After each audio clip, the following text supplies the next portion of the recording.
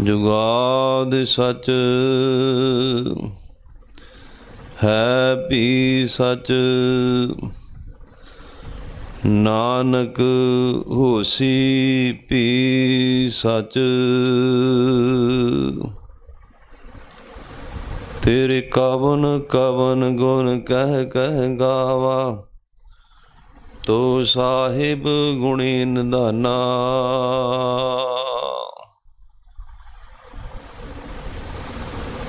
बेशुमार अथाह अगणित अतुल,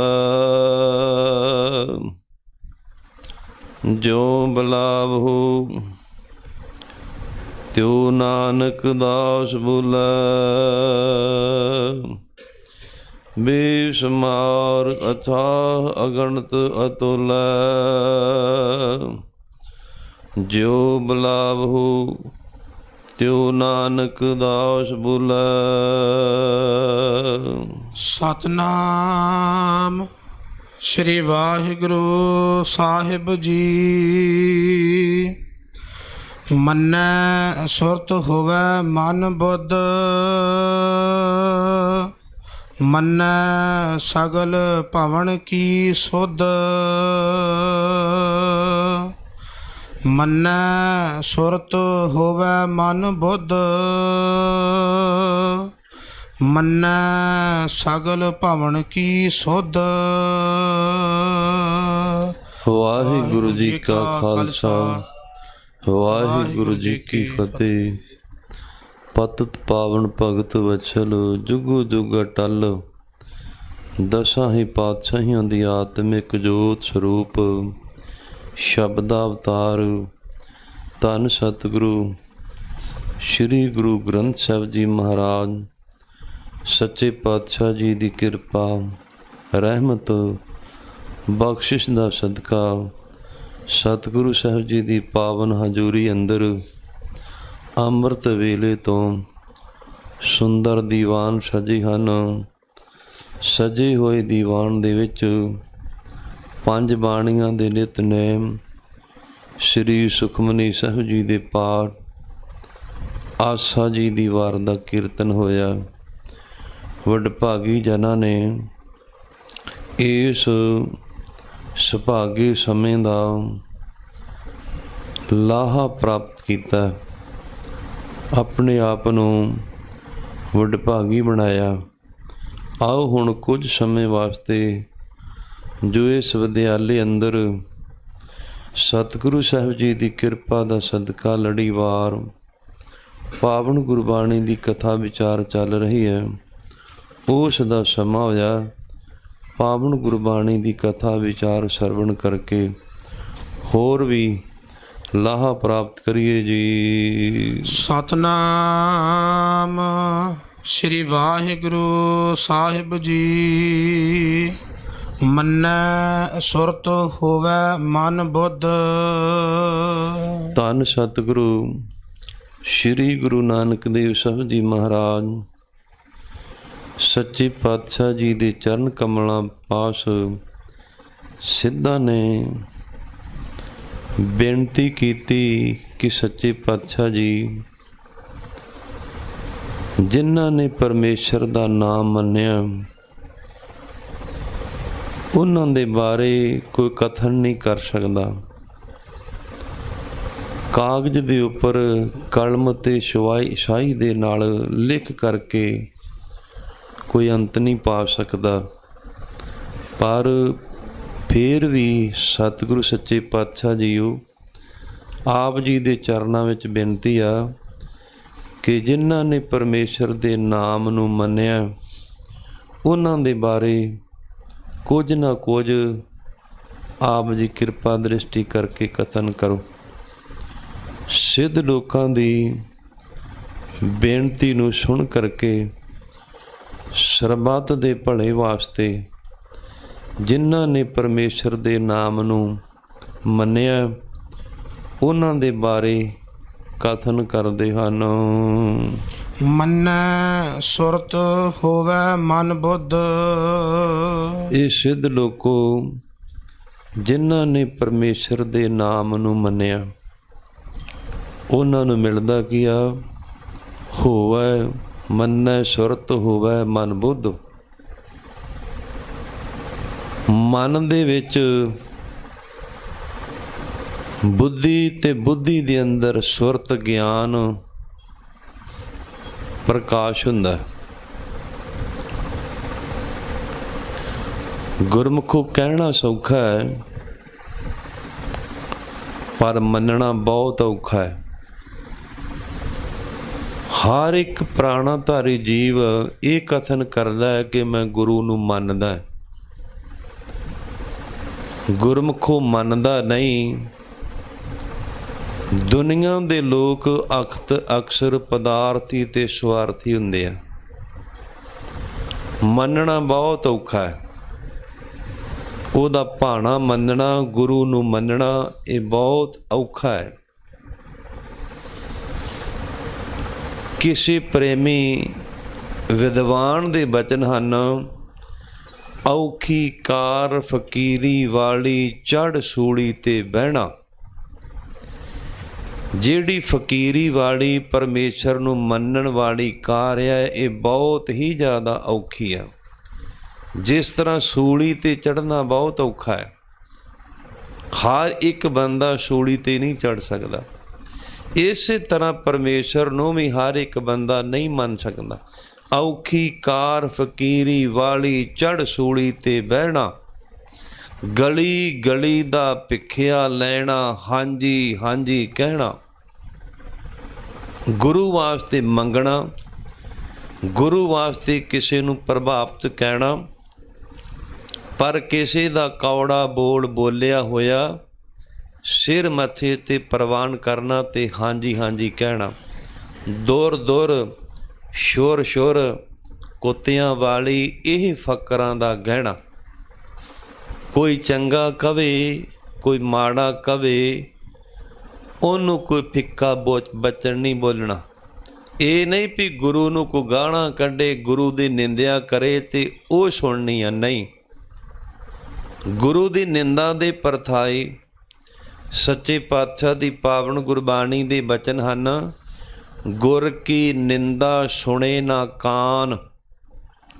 ਗੁਰੂ ਦੀ ਨਿੰਦਿਆ ਗੁਰਮੁਖੋ ਆਪਣੇ ਕੰਨਾਂ ਦੇ ਨਾਲ ਨਹੀਂ ਸੁਣਨੀ, ਆਪਣੀਆਂ ਅੱਖਾਂ ਦੇ ਨਾਲ ਵੇਖਣੀ ਨਹੀਂ।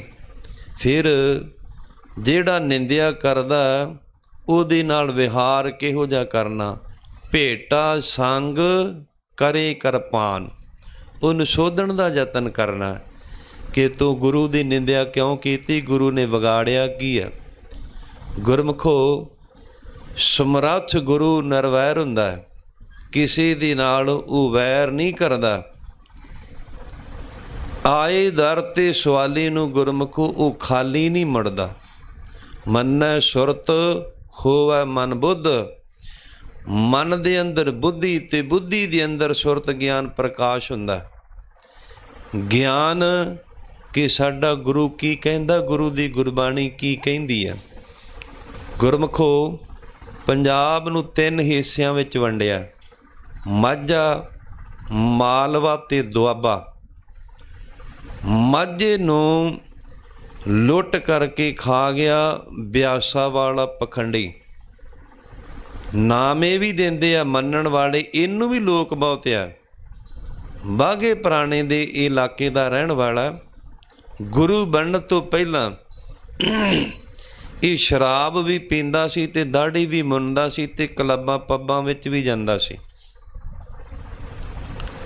ਗੁਰੂ ਦਾ ਜੀਵਨ ਐਸਾ ਨਹੀਂ ਹੁੰਦਾ।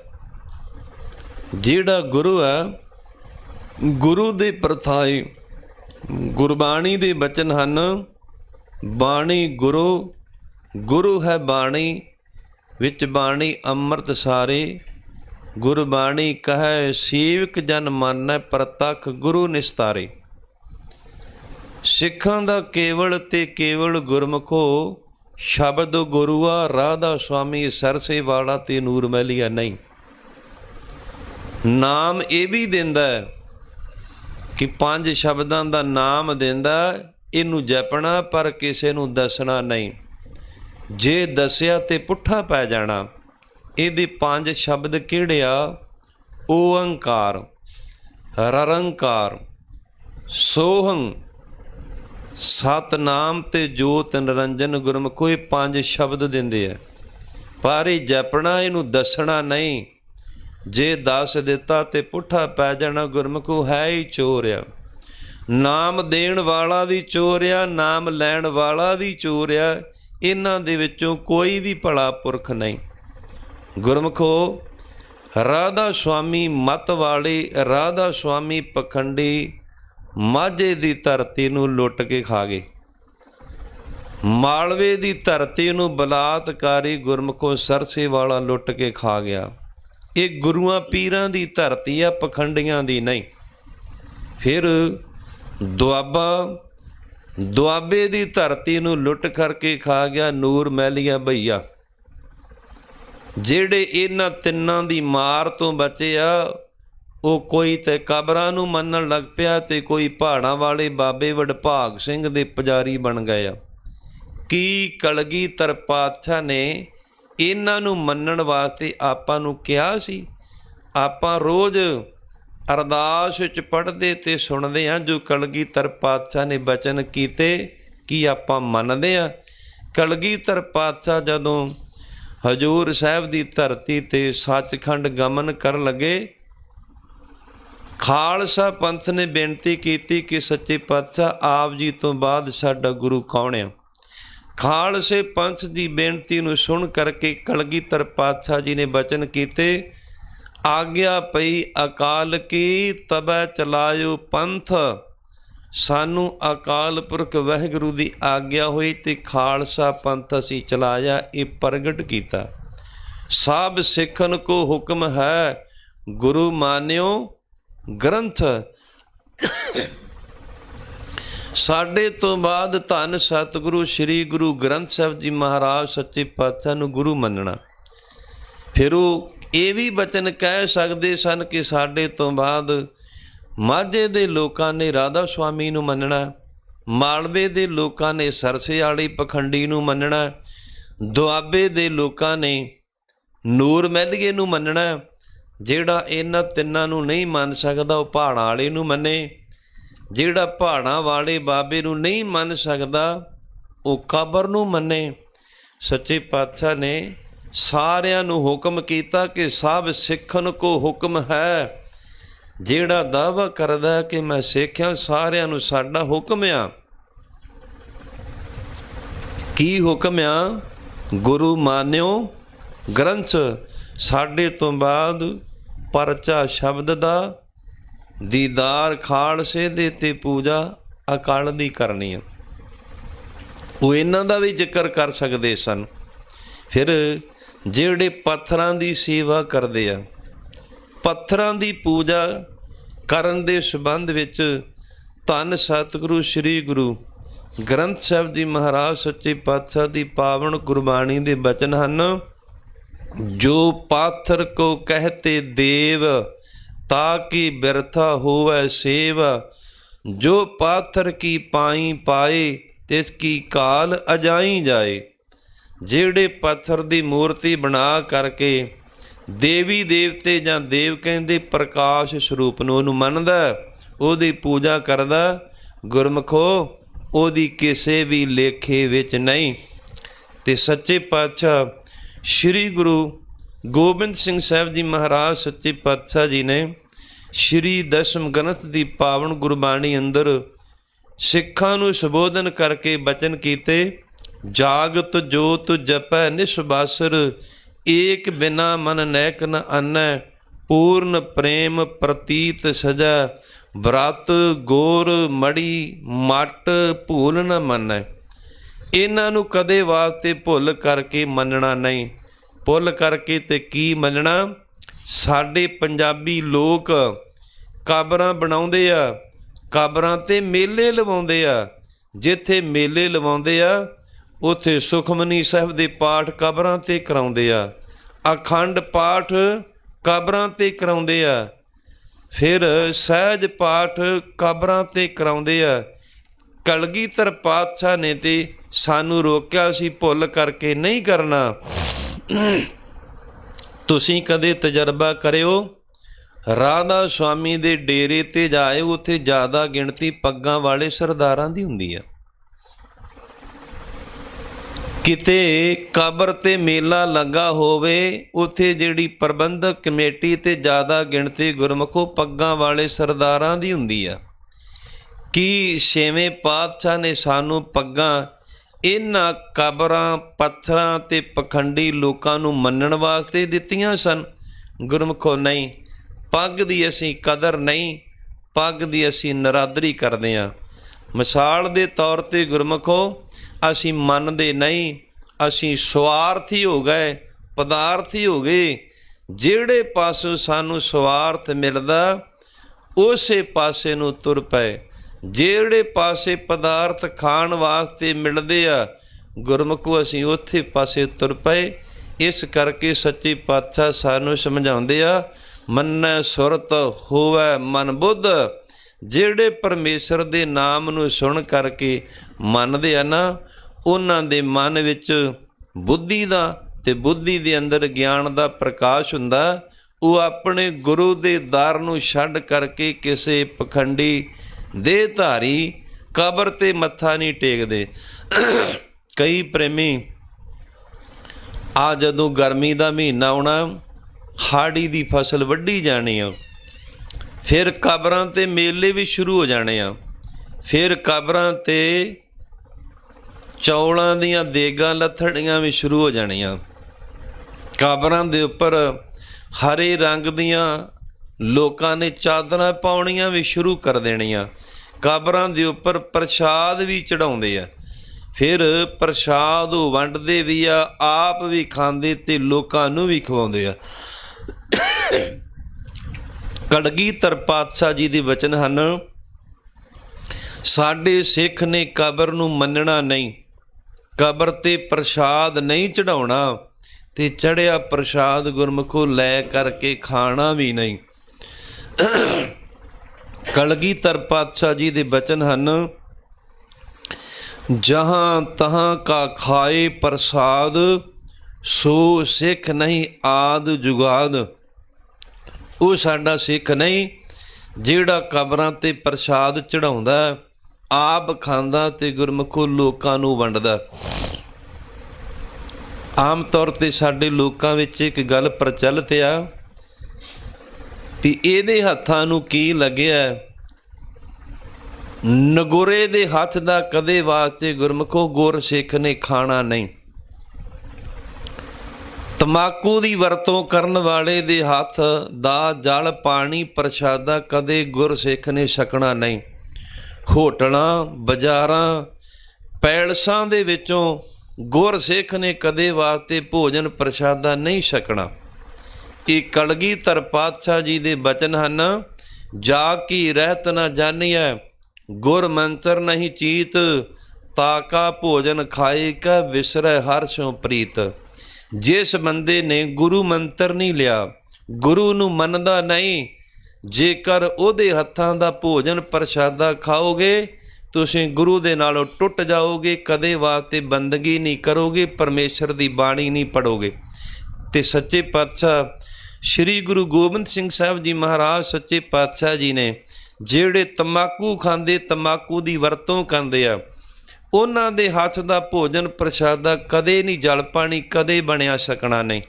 ਕਲਗੀਧਰ ਪਾਤਸ਼ਾਹ ਜੀ ਦੇ ਬਚਨ ਹਨ, ਆਪਣੇ ਸਿੱਖ ਨੂੰ, ਆਪਣੇ ਖਾਲਸੇ ਪੰਥ ਨੂੰ ਹਦਾਇਤ ਕੀਤੀ, ਤਨਕ ਤੰਬਾਕੂ ਸੇਵੀਐ, ਦੇਵ ਪਿੱਤਰ ਤਦ ਜਾਏ। ਜਿਹੜਾ ਥੋੜ੍ਹਾ ਜਿੰਨਾ ਵੀ ਤੰਬਾਕੂ ਦੀ ਵਰਤੋਂ ਕਰਦਾ ਉਹਨੂੰ ਉਹਦੇ ਵੱਡ ਵਡੇਰੇ ਦੇਵੀ ਦੇਵਤੇ ਛੱਡ ਜਾਂਦੇ ਆ।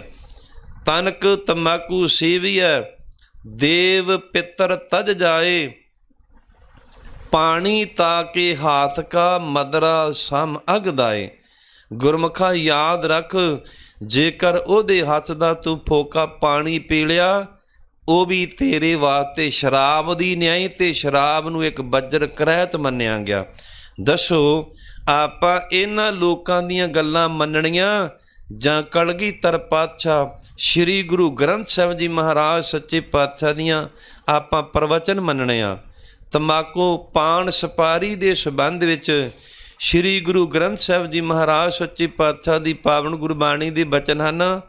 ਪਾਨ ਸੁਪਾਰੀ ਖਾਤੀਆਂ, ਮੁਖ ਬੀੜੀਆਂ ਲਾਈਆਂ, ਹਰ ਹਰ ਕਦੇ ਨਾ ਚੇਤਿਓ, ਜਮ ਪਕੜ ਚਲਾਈਆਂ। ਗੁਰਮੁਖਾ ਸਾਡੀ ਤੈਨੂੰ ਹਦਾਇਤ ਆ, ਇੱਕ ਪਾਸੇ ਤੰਬਾਕੂ ਹੋਵੇ ਤੇ ਦੂਜੇ ਪਾਸੇ ਮੌਤ ਦਾ ਫਤਵਾ ਹੋਵੇ। ਮੌਤ ਦੇ ਫਤਵੇ ਨੂੰ ਪ੍ਰਵਾਨ ਕਰ ਲੈਣਾ, ਪਰ ਤੰਬਾਕੂ ਨੂੰ ਆਪਣੇ ਸਰੀਰ ਦੇ ਅੰਗ ਨੂੰ ਕਦੇ ਵਾਸਤੇ ਛੋਣ ਨਹੀਂ ਦੇਣਾ। ਕਲਗੀਧਰ ਪਾਤਸ਼ਾਹ ਨੇ ਸਾਨੂੰ ਹਦਾਇਤ ਕੀਤੀ, ਸੁਣ ਗੁਰ ਸਿੱਖ ਕੀ ਰਹਿਤ ਕਾਓ, ਤਜੈ ਤੰਬਾਕੂ ਸੰਗ ਮਰਨੀ ਮਰੈ ਤੋ ਅਤ ਭਲਾ, ਜਗਤ ਝੂਠ ਨਹਿ ਅੰਗ। ਗੁਰਮੁਖੋ ਤੰਬਾਕੂ ਨੂੰ ਸਾਡੇ ਸਤਿਗੁਰੂ ਸਾਹਿਬਾਨ ਜੀ ਨੇ ਜਗਤ ਝੂਠ ਕਿਹਾ। ਇੱਕ ਪਾਸੇ ਤੰਬਾਕੂ ਖਾ ਲਿਆ, ਦੂਜੇ ਪਾਸੇ ਸਾਰੇ ਸੰਸਾਰ ਦੀ ਝੂਠ ਖਾ ਲਈ, ਇਹ ਇੱਕ ਬਰਾਬਰ ਆ। ਮੌਤ ਦਾ ਫਤਵਾ ਤਾਂ ਪ੍ਰਵਾਨ ਕਰ ਲਈ। ਗੁਰਸਿੱਖਾਂ, ਆਪਣੇ ਤਨ ਦੇ ਕਿਸੇ ਵੀ ਅੰਗ ਦੇ ਨਾਲ ਤੰਬਾਕੂ ਨੂੰ ਛੂਹਣ ਨਾ ਦੇਈ। ਕਲਗੀਧਰ ਪਾਤਸ਼ਾਹ ਤੁਰੇ ਜਾਂਦੇ ਸੀ ਸੰਗਤਾਂ ਤੇ ਫੌਜਾਂ ਦੇ ਨਾਲ, ਅੱਗੇ ਗੁਰਮੁਖੋ ਤੰਬਾਕੂ ਦਾ ਖੇਤ ਸੀ। ਕਲਗੀਧਰ ਪਾਤਸ਼ਾਹ ਦਾ ਘੋੜਾ ਤੰਬਾਕੂ ਦੇ ਖੇਤ ਵਿੱਚ ਦੀ ਲੰਘਿਆ ਨਹੀਂ ਸੀ। ਪਰ ਅੱਜ ਦਾ ਪੰਜਾਬੀ ਆਪਣੇ ਆਪ ਨੂੰ ਦਾਅਵਾ ਕਰਨ ਵਾਲਾ ਕਿ ਮੈਂ ਸਿੱਖ ਹਾਂ, ਪਰ ਤੰਬਾਕੂ ਖਾਂਦਾ, ਬੀੜੀਆਂ ਪੀਂਦਾ, ਫਿਰ ਪਾਨ ਤੇ ਸੁਪਾਰੀ ਖਾਂਦਾ। ਇਹਨਾਂ ਮਾੜੇ ਕਰਮਾਂ ਤੋਂ ਸਾਨੂੰ ਸ਼੍ਰੀ ਗੁਰੂ ਗ੍ਰੰਥ ਸਾਹਿਬ ਜੀ ਮਹਾਰਾਜ ਸੱਚੇ ਪਾਤਸ਼ਾਹ 10 ਪਾਤਸ਼ਾਹੀਆਂ ਨੇ ਰੋਕਿਆ। ਫਿਰ ਆਪਾਂ ਗੁਰੂ ਸਾਹਿਬ ਦਾ ਬਚਨ ਮੰਨਦੇ ਹਾਂ। ਕੀ ਅਸੀਂ ਸ਼੍ਰੀ ਗੁਰੂ ਗ੍ਰੰਥ ਸਾਹਿਬ ਜੀ ਮਹਾਰਾਜ ਸੱਚੇ ਪਾਤਸ਼ਾਹ ਨੂੰ ਮੰਨਦੇ ਹਾਂ? ਗੁਰਮੁਖੋ ਨਹੀਂ। ਜਿਹੜੇ ਮੰਨਦੇ ਆ ਨਾ, ਮੰਨੈ ਸੁਰਤ ਹੋਵੈ ਮਨ ਬੁੱਧ, ਉਹਨਾਂ ਦੇ ਮਨ ਵਿੱਚ ਬੁੱਧੀ ਤੇ ਬੁੱਧੀ ਵਿੱਚ ਗਿਆਨ ਦਾ ਪ੍ਰਕਾਸ਼ ਹੁੰਦਾ। ਆਪਣੇ ਗੁਰੂ ਦੇ ਦਰ ਨੂੰ ਛੱਡ ਕਰਕੇ ਕਦੇ ਪਰਾਏ ਦੇ ਦਰ 'ਤੇ ਨਹੀਂ ਜਾਂਦੇ। ਉਹ ਆਪਣੇ ਗੁਰੂ ਦੇ ਦਰ 'ਤੇ ਆਉਂਦੇ ਆ। ਗੁਰੂ ਦੇ ਦਰ 'ਤੇ ਆ ਕਰਕੇ ਸੱਚੇ ਪਾਤਸ਼ਾਹ ਦੇ ਅੱਗੇ ਅਰਦਾਸ ਬੇਨਤੀ ਕਰਦੇ ਆ ਕਿ ਸੱਚੇ ਪਾਤਸ਼ਾਹ ਮੈਂ ਕਿਉਂ ਮੰਗਾਂ, ਕਿਸ ਥੇਰ ਨਾ ਰਹਾਈ, ਹਰ ਦੀਜਾ ਨਾਮ ਪਿਆਰੀ ਜੀਓ। ਸੱਚੇ ਪਾਤਸ਼ਾਹ ਕੀ ਦੁਨੀਆ ਦੀ ਦਾਤ ਮੰਗੀਏ, ਕੋਈ ਵੀ ਟਿਕ ਕਰਕੇ ਰਹਿਣ ਵਾਲੀ ਨਹੀਂ। ਦੁਨੀਆ ਦੀ ਦਾਤ ਕੋਈ ਵੀ ਸਾਡਾ ਸਾਥ ਦੇਣ ਵਾਲੀ ਨਹੀਂ। ਫਿਰ ਸਾਡਾ ਸਾਥ ਕਿਹਨੇ ਦੇਣਾ? ਗੁਰਮੁਖੋ ਸਾਡੇ ਨਾਲ ਕਿਹਨੇ ਜਾਣਾ? ਚੰਗੇ ਤੇ ਮਾੜੇ ਜ਼ਿੰਦਗੀ ਸੁਆਸਾਂ ਅੰਦਰ ਜਿਹੜੇ ਜੀਵ ਨੇ ਚੰਗੇ ਤੇ ਮਾੜੇ ਕਰਮ ਕੀਤੇ ਆ ਨਾ, ਉਹਨਾਂ ਨੇ ਸਾਡੇ ਨਾਲ ਜਾਣਾ। ਤੁਸੀਂ ਆਮ ਤੌਰ 'ਤੇ ਅੰਤਮ ਕਿਰਿਆ ਸ਼ਮਸ਼ਾਨ ਘਾਟ ਦੇ ਵਿੱਚ ਆਮ ਲੋਕਾਂ ਦੀ ਦੇਖੀ ਹੋਣੀ ਆ। ਜਦੋਂ ਚਿਖਾ ਬਲ ਜਾਂਦੀ, ਅੱਧੀ ਕੁ ਬਲ ਜਾਂਦੀ ਆ, ਜਿਹੜੇ ਸ਼ਮਸ਼ਾਨ ਘਾਟ ਦੇ ਅੰਦਰ ਚੜ੍ਹਾਈ ਕਰਨ ਵਾਲੇ ਪ੍ਰਾਣੀ ਦੇ ਨਾਲ ਲੋਕ ਜਾਂਦੇ ਆ, ਉਹ ਤੀਲੇ ਤੋੜਦੇ ਆ ਤੇ ਤੀਲੇ ਤੋੜ ਕਰਕੇ ਚਿਖਾ ਵਿੱਚ ਪਾਉਂਦੇ ਆ। ਉਹਨਾਂ ਦਾ ਮਤਲਬ ਇਹ ਹੁੰਦਾ ਕਿ ਤੇਰਾ ਸਾਡਾ ਸਾਥ ਇਹ ਤੋਂ ਸਕਸੀ, ਹੁਣ ਤੂੰ ਇੱਥੇ ਰਵੀਂ, ਸਾਡੇ ਘਰੇ ਨਾ ਆਵੇਂ। ਗੁਰਮੁਖੋ ਦੁਨੀਆ ਦਾ ਪਿਆਰ, ਦੁਨੀਆ ਦੀ ਦੋਸਤੀ, ਦੁਨੀਆ ਦੀ ਸੱਜਣਤਾਈ ਸ਼ਮਸ਼ਾਨ ਘਾਟ ਤੱਕ ਹੁੰਦੀ ਆ। ਇਸ ਤੋਂ ਅੱਗੇ ਪਰਲੋਕ ਦੇ ਰਸਤੇ 'ਤੇ ਜੀਵ ਦੇ ਨਾਲ ਜੀਵ ਦੇ ਕੀਤੇ ਹੋਏ ਚੰਗੇ ਤੇ ਮਾੜੇ ਕਰਮ ਜਾਂਦੇ ਆ। ਜਿਨ੍ਹਾਂ ਦੇ ਮਨ ਦੇ ਅੰਦਰ ਬੁੱਧੀ ਤੇ ਬੁੱਧੀ ਦੇ ਅੰਦਰ ਗਿਆਤ ਪ੍ਰਕਾਸ਼ ਹੁੰਦੀ ਆ, ਉਹ ਗੁਰਮੁਖੋ ਨਾ ਤਾਂ ਤੰਬਾਕੂ ਖਾਣਗੇ, ਨਾ ਸ਼ਰਾਬ ਪੀਣਗੇ, ਤੇ ਨਾਮ ਗੁਰਮੁਖੋ ਮਾਸ ਹੀ ਖਾਣਗੇ। ਮਾਸ ਦੇ ਪ੍ਰਥਾਏ ਸ਼੍ਰੀ ਗੁਰੂ ਗ੍ਰੰਥ ਸਾਹਿਬ ਜੀ ਮਹਾਰਾਜ ਸੱਚੇ ਪਾਤਸ਼ਾਹ ਦੀ ਪਾਵਨ ਕੁਰਬਾਨੀ ਦੇ ਬਚਨ ਹਨ। ਜੇ ਰਤ ਲੱਗੇ ਕੱਪੜੇ ਜਾਮਾ ਹੋਏ ਪਲੀਤ, ਜੋ ਰਤ ਪੀਵੈ ਮਾਨਸਾ ਤਿਨ ਕਿਉ ਨਿਰਮਲ ਚੀਤ। ਖੂਨ ਦੇ ਛਿੱਟੇ ਆਪਣੇ ਕੱਪੜਿਆਂ 'ਤੇ ਪੈ ਜਾਣ, ਗੁਰਮੁਖੋ ਆਪਾਂ ਪਾਉਂਦੇ ਨਹੀਂ ਕਿ ਇਹਦੇ ਉੱਪਰ ਖੂਨ ਦੇ ਛਿੱਟੇ ਪਏ ਆ। ਇਹਦੇ ਨਾਲ ਸੰਪਰਦਾਈ ਵਿਦਵਾਨਾਂ, ਗਿਆਨੀਆਂ, ਮਹਾਂਪੁਰਖਾਂ ਦਾ ਕਥਨ ਹੈ ਕਿ ਸ਼੍ਰੀ ਗੁਰੂ ਨਾਨਕ ਦੇਵ ਸਾਹਿਬ ਜੀ ਮਹਾਰਾਜ ਸੱਚੇ ਪਾਤਸ਼ਾਹ ਸੁਲਤਾਨਪੁਰ ਲੋਧੀ ਦੀ ਧਰਤੀ 'ਤੇ ਤੁਰੇ ਜਾਂਦੇ ਆ। ਇੱਕ ਕਾਜੀ ਨਮਾਜ਼ ਪੜ੍ਹਨ ਵਾਸਤੇ ਚੱਲਿਆ, ਆਪਣੇ ਨੌਕਰ ਨੂੰ ਕਹਿੰਦਾ ਕਿ ਮੈਂ ਕੁੱਕੜ ਖਾਣਾ, ਮੇਰੇ ਵਾਸਤੇ ਕੁੱਕੜ ਬਣਾ। ਨੌਕਰ ਨੇ ਕੁੱਕੜ ਨੂੰ ਪਕੜਿਆ, ਇੱਕ ਹੱਥ ਦੇ ਨਾਲ ਲੱਤਾਂ ਤੇ ਦੂਜੇ ਦੇ ਨਾਲ ਕੁੱਕੜ ਦੀ ਧੌਣ ਮਰੋੜ ਕਰਕੇ ਸਰੀਰ ਨਾਲੋਂ ਦੂਰ ਕੀਤੀ। ਕੁੱਕੜ ਤੜਫਿਆ, ਨੌਕਰ ਦੇ ਹੱਥ ਵਿੱਚੋਂ ਛੁੱਟ ਗਿਆ। ਜਦੋਂ ਛੁੱਟਿਆ ਉਹਨੇ ਛੋਟੀ ਜਿਹੀ ਡਾਰੀ ਮਾਰੀ, ਕੁੱਕੜ ਦੇ ਸਰੀਰ ਦੇ ਵਿੱਚੋਂ ਖੂਨ ਦੀਆਂ ਨਿਕਲਦੀਆਂ ਹੋਈਆਂ ਬੂੰਦਾਂ ਕਾਜੀ ਦੇ ਕੱਪੜਿਆਂ 'ਤੇ ਪੈ ਗਈਆਂ, ਜਿਹੜਾ ਨਮਾਜ਼ ਪੜ੍ਹਨ ਵਾਸਤੇ ਚੱਲਿਆ ਸੀ। ਮੁੜ ਆਇਆ, ਕਹਿਣ ਲੱਗਾ ਆਪਣੇ ਨੌਕਰ ਨੂੰ ਕਿ ਇਹ ਕੱਪੜੇ ਨਮਾਜ਼ ਪੜ੍ਹਨ ਦੇ ਯੋਗ ਨਹੀਂ ਰਹਿ ਗਏ। ਕੱਪੜੇ ਸੁੱਚੇ ਲਿਆ, ਮੈਂ ਮਸੀਤ ਵਿੱਚ ਨਮਾਜ਼ ਪੜ੍ਹਨ ਵਾਸਤੇ ਜਾਣਾ। ਸ਼੍ਰੀ ਗੁਰੂ ਨਾਨਕ ਦੇਵ ਸੱਚੇ ਪਾਤਸ਼ਾਹ ਜੀ ਨੇ ਇਸ ਹਾਲਾਤ ਨੂੰ ਆਪਣੇ ਨੇਤਰਾਂ ਨਾਲ ਦੇਖਿਆ, ਕੰਨਾਂ ਨਾਲ ਸੁਣਿਆ। ਫਿਰ ਕਾਜੀ ਨੂੰ ਸੰਬੋਧਨ ਕਰਕੇ ਸ਼੍ਰੀ ਗੁਰੂ ਨਾਨਕ ਦੇਵ ਸੱਚੇ ਪਾਤਸ਼ਾਹ ਨੇ ਪਾਵਨ ਗੁਰਬਾਣੀ ਦੇ ਸ਼ਬਦ ਉਚਾਰਨ ਕੀਤੇ। ਜੇ ਰਤ ਲੱਗੇ ਕੱਪੜੇ ਜਾਮਾ ਹੋਏ ਪਲੀਤ, ਜੋ ਰਤ ਪੀਵੈ ਮਾਨਸਾ ਤਿਨ ਕਿਉ ਨਿਰਮਲ ਚੀਤ। ਜਿਹੜੀ ਰਤ ਨੂੰ ਆਪਣੇ ਜੀਵ ਦੇ ਸਵਾਦ ਨੂੰ ਮੁੱਖ ਰੱਖ ਕਰਕੇ ਤੂੰ ਖਾਧਾ ਪੀਤਾ, ਤੇਰਾ ਮਨ ਗੁਰਮੁਖਾ ਕਿਵੇਂ ਪਵਿੱਤਰ ਸਾਫ ਹੋਵੇਗਾ। ਇੱਕ ਪਾਸੇ ਆਪਾਂ ਗੁਰਮੁਖੋ ਦਾਅਵਾ ਕਰਦੇ ਹਾਂ ਕਿ ਸਾਰੀ ਸ੍ਰਿਸ਼ਟੀ ਜੀਵ ਜੰਤੂ ਅਕਾਲ ਪੁਰਖ ਵਾਹਿਗੁਰੂ ਨੇ ਪੈਦਾ ਕੀਤੇ ਤੇ ਹਰ ਇੱਕ ਛੋਟੇ ਵੱਡੇ ਜੀਵ ਜੰਤੂ ਦੇ ਅੰਦਰ ਪਰਮੇਸ਼ਰ ਦੀ ਜੋਤ ਆ। ਫਿਰ ਦੁਨੀਆ ਦੇ ਲੋਕਾਂ ਨੂੰ ਸੰਬੋਧਨ ਕਰਕੇ ਭਗਤ ਰਸਨਾ ਦੁਆਰਾ ਸ੍ਰੀ ਗੁਰੂ ਗ੍ਰੰਥ ਸਾਹਿਬ ਜੀ ਮਹਾਰਾਜ ਸੱਚੇ ਪਾਤਸ਼ਾਹ ਸਾਨੂੰ ਸਮਝਾਉਂਦੇ ਹੋਏ ਕਥਨ ਕਰਦੇ ਆ, ਸਭ ਮੈਂ ਏਕ ਖੁਦਾਏ ਕਹਿਤ ਹੋ ਤੋ ਕਿਉਂ ਮੁਰਗੀ ਮਾਰੇ। ਦੁਨੀਆ ਦੇ ਲੋਕੋ, ਇੱਕ ਪਾਸੇ ਤੁਸੀਂ ਕਹੀ ਜਾਂਦੇ ਆ ਕਿ ਖੁਦਾ ਨੇ ਸ੍ਰਿਸ਼ਟੀ ਪੈਦਾ ਕੀਤੀ ਆ, ਛੋਟੇ ਵੱਡੇ ਜੀਵਾਂ ਦੇ ਅੰਦਰ ਖੁਦਾ ਦਾ ਵਾਸਾ, ਜੀਵ ਦੇ ਸਵਾਦ ਨੂੰ ਮੁੱਖ ਰੱਖਿਆ, ਪਰ ਕਿ ਕੁੱਕੜ ਮੁਰਗੇ ਬੱਕਰੇ ਇਹਨਾਂ ਦਾ ਘਾਤ, ਇਹਨਾਂ ਨੂੰ ਕਿਉਂ ਵੱਢਦੇ ਆ। ਇਹ ਪਾਪ ਲੱਗਦਾ। ਕਿਸੇ ਪ੍ਰੇਮੀ ਨੇ ਕਬੀਰ ਸਾਹਿਬ ਨੂੰ ਮਖੌਲ ਕੀਤਾ, ਟਿਚਰ ਕੀਤੀ ਕਿ ਕਬੀਰ ਸਾਹਿਬ ਜੀ ਸਦਾ ਖਿਚੜੀ ਖਾਂਦੇ ਆ, ਕਦੇ ਸ਼ਿਕਾਰ ਖੇਡ ਕਰਕੇ ਮਾਸ ਨਾਲ ਰੋਟੀ ਖਾਇਆ ਕਰੋ। ਉਸ ਪ੍ਰੇਮੀ ਦੀਆਂ ਗੱਲਾਂ ਨੂੰ ਸੁਣ ਕਰਕੇ ਕਬੀਰ ਸਾਹਿਬ ਜੀ ਨੇ ਗੁਰਬਾਣੀ ਦੁਆਰਾ ਜਵਾਬ ਦਿੱਤਾ, ਕਬੀਰ ਖੂਬ ਖਾਨਾ ਖੀਚਰੀ ਜਾ ਮੈਂ ਅੰਮ੍ਰਿਤ ਲਾਉਣ, ਹੀਰਾ ਰੋਟੀ ਕਾਰਨੇ ਗਲਾ ਕਟਾਵੇ ਕੌਣ।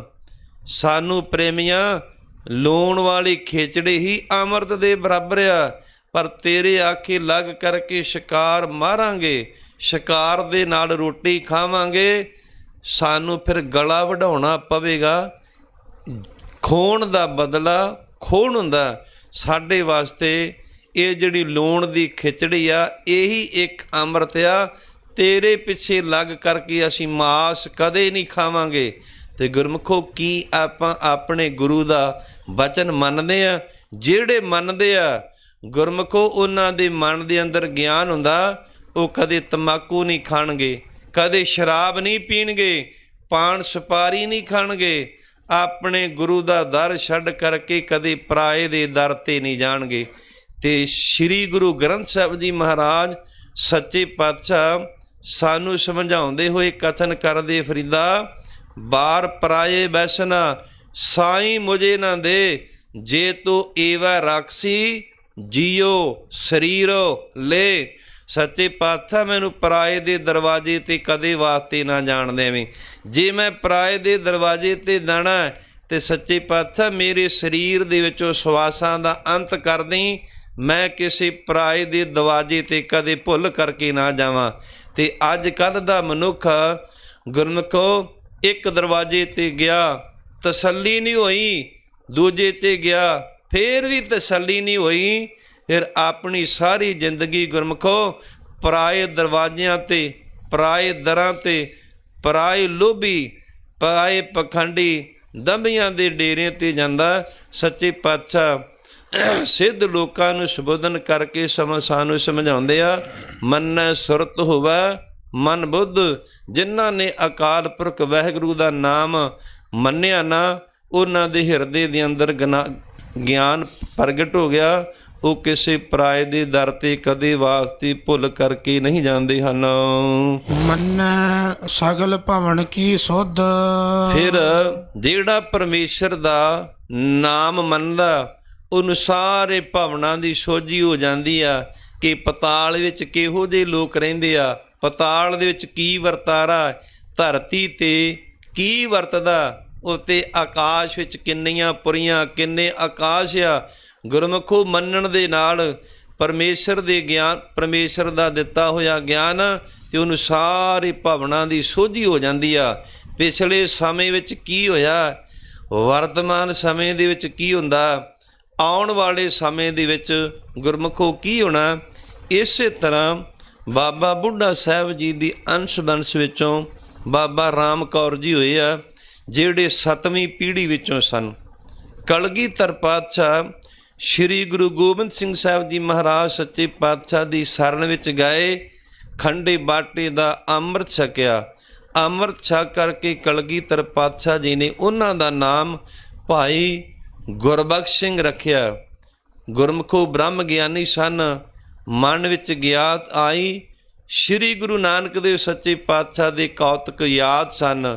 ਸ਼੍ਰੀ ਗੁਰੂ ਅੰਗਦ ਦੇਵ ਸੱਚੇ ਪਾਤਸ਼ਾਹ ਨੇ ਕੀ ਕੌਤਕ ਕੀਤੇ। 5ਵੇਂ ਪਾਤਸ਼ਾਹ ਤੱਤੀ ਤਵੀ 'ਤੇ ਬੈਠੇ ਆ।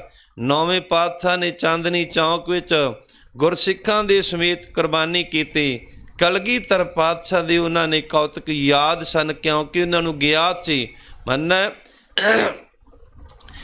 ਕਿਉਂਕਿ ਉਹਨਾਂ ਨੇ ਪਰਮੇਸ਼ਰ ਦਾ ਨਾਮ ਮੰਨਿਆ। ਸਾਡੇ ਵਾਂਗੂ ਮੰਨਿਆ ਨਹੀਂ।